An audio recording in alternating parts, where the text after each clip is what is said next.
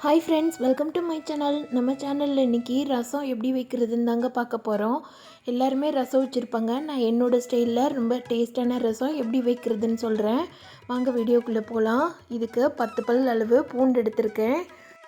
பூண்டு தோல் உரிக்காமல் அப்படியே சேர்த்துக்கலாம். 1 ஸ்பூன் அளவு மிளகு சேர்த்துக்கலாம். 1.5 ஸ்பூன் அளவு சீரகம் சேர்த்துக்கலாம். மிளகோட அளவை விட சீரகத்தோட அளவு ஜாஸ்தியாக இருக்கணும். ஒரு கொத்து கருவேப்பிலை சேர்த்துக்கலாம்.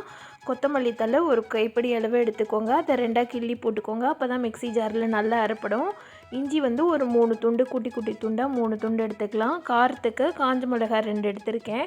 அவ்வளோதாங்க. இது எல்லாத்தையும் மிக்சியில் பல்ஸில் வச்சு கிரைண்ட் பண்ணி எடுத்துக்கலாம்.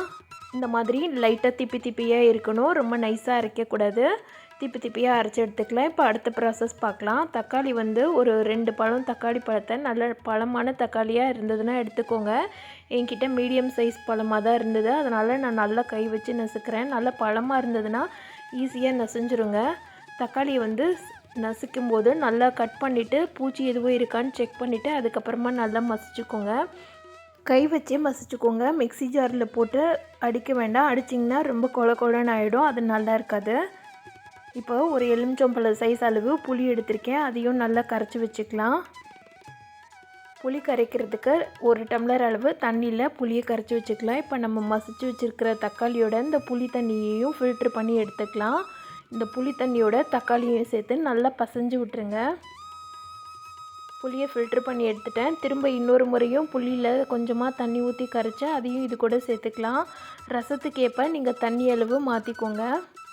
ரசத்தோட குவான்டிட்டிக்கு ஏற்ற மாதிரி நீங்கள் தண்ணி அளவு மாற்றிக்கோங்க. இப்போ தக்காளியையும் மசிச்சு வச்சுருக்கோம்ல, அது கூட இந்த புளி தண்ணியும் சேர்த்து தக்காளியை இன்னும் கொஞ்சமே நல்லா மசிச்சு விட்டுருங்க. புளி தண்ணியோடு சேர்த்து கரைக்கும் போது தக்காளி இன்னுமே ஈஸியாக கரைஞ்சி வருங்க.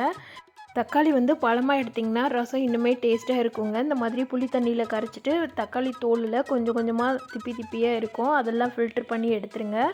அது வேண்டாம், அது போட்டோன்னா ரொம்ப திப்பி திப்பியாக இருக்கும். அதனால் இதெல்லாம் ஃபில்ட்ரு பண்ணி தனியாக எடுத்து வச்சுக்கலாம்.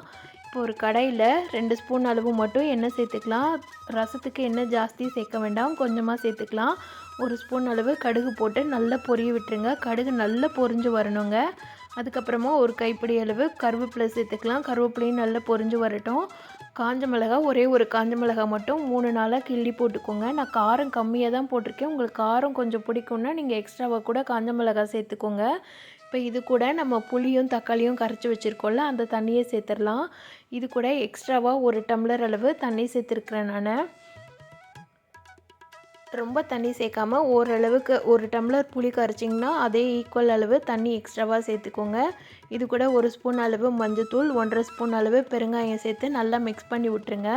மிக்ஸ் பண்ணி விட்டு இந்த தண்ணி நல்லா கொதித்து வரட்டும். ரசம் கொதிக்கக்கூடாதுன்னு சொல்லுவாங்க. நீங்கள் இந்த மாதிரி வச்சு பாருங்கள், வீடே மணக்கும். அவ்வளவு சூப்பராக இருக்கும். டேஸ்ட்டும் அருமையாக இருக்குங்க. நீங்கள் இந்த மெத்தடில் செய்து பாருங்கள். இது ரசத்தை நம்ம ரொம்ப நேரம் கொதிக்க விட போகிறது கிடையாது.